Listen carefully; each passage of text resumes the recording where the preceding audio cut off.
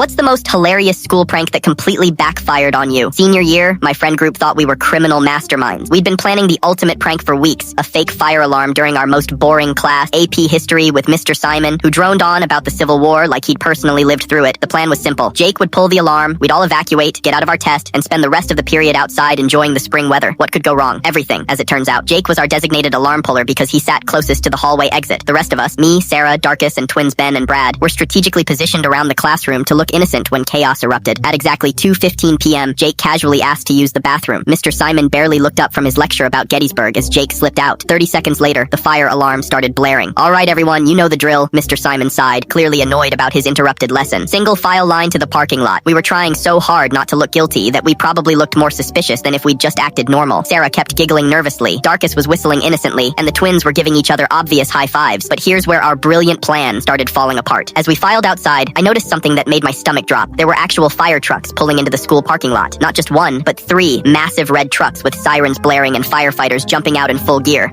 Guys, I whispered to my friends, I don't think this is normal for a drill. That's when we saw Jake running toward us, looking panicked. "Dude, there's actually smoke coming from the cafeteria," he hissed. Turns out, at the exact moment Jake pulled our fake alarm, the cafeteria staff had accidentally started a real fire while preparing fried chicken for tomorrow's lunch. The oil had overheated, caught fire, and was now billowing black smoke throughout the entire kitchen area. So our fake fire alarm had coincidentally gone off during an actual fire emergency. The firefighters rushed into the building while we stood there in the parking lot, watching our harmless prank turn into a legitimate crisis situation. The irony was not lost on us. Principal Jacob was walking around with a clipboard, checking attendance and looking stressed. When she got to our group, she paused and gave us this suspicious look. "Interesting timing," she said slowly. "The alarm goes off right before your AP history test, and there just happens to be a real fire." We all tried to look shocked and innocent, but Sarah chose that moment to let out the most nervous laugh I've ever heard. It sounded like a dying hyena. "Something funny about a fire emergency, Miss Chen?" Principal Jacob asked. "No, ma'am, just nervous laughter," Sarah squeaked. That's when Darkus, trying to be helpful, blurted out, "We had no idea there was going to be a real fire when Jake pulled when the alarm went off naturally by itself." The twins simultaneously face-palmed, and I wanted to disappear into the asphalt. Principal Jacob's eyebrows shot up. "When Jake pulled the what now?" Jake looked like he was about to throw up. I was just bathroom. "Mr. Thompson," Principal Jacob said in that deadly calm voice that every student fears, "did you pull the fire alarm?" At this point, we were all dead anyway, so Jake just nodded miserably. "During an actual fire emergency," she continued, "you pulled a false alarm that happened to coincide with a real emergency. The firefighters had gotten the kitchen fire under control, but the whole school had to be evacuated for another hour while they cleared the smoke. Our quick prank to skip a test had turned into a 3-hour ordeal, but the real punishment came the next day. Principal Jacob called us all into her office and said, 'Since you're so interested in fire safety, you'll be spending your lunch periods for the next month helping the cafeteria staff clean up the fire damage.' That's how we ended up scrubbing grease stains and the smell of burnt fried chicken out of the cafeteria every day for 4 weeks. The cafeteria ladies thought it was hilarious and kept making jokes about us being fired up about helping.